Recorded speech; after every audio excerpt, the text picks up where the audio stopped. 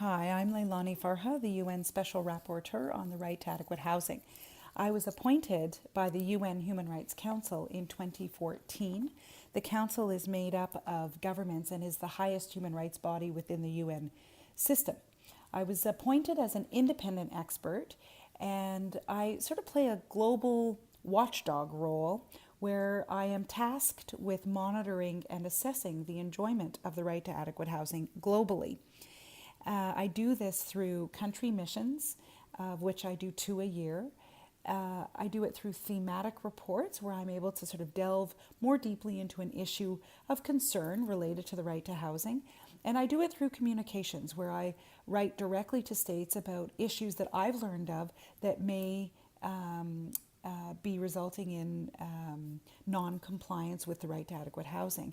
And I'm able to communicate directly with states to let them know that I'm concerned and to try to get some answers about the situation at hand.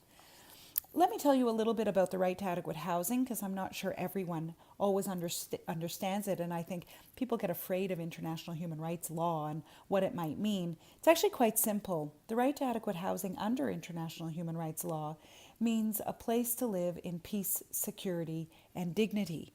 So it's much more than just 4 walls and a roof, and obviously has this broader context. The right to adequate housing is intimately connected with the right to life. And that's not always, I think, well understood, or certainly not acted upon. The relationship between the right to housing and one's ability to survive is very close and very interconnected, and must really be remembered at all times. Of course, the right to adequate housing also is connected with many other human rights, including the right to health, for example, and the right to education. What does the right to adequate housing mean for states? Well, it means a few things. First of all, under international human rights law, forced evictions are considered a gross violation of human rights and must never be undertaken.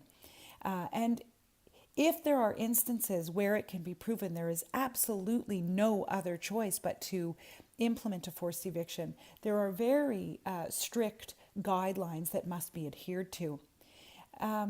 States should also know that they are obliged to do everything they can to implement the right to adequate housing and prevent homelessness.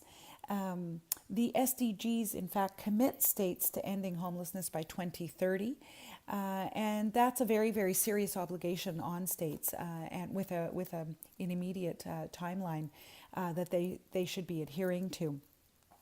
It means much more than that too, though. In many states, the private market plays a really fundamental role in the provision of housing for all families and households. When the state relies on the private market for the implementation of the right to housing, the state must therefore ensure that the private market actors are complying with international human rights law standards. Again, not something that is, I think, well known by states, that they have a real obligation to ensure that third-party actors, whether it's landlords or investors in housing, that those actors must also comply with the state's international human rights obligations.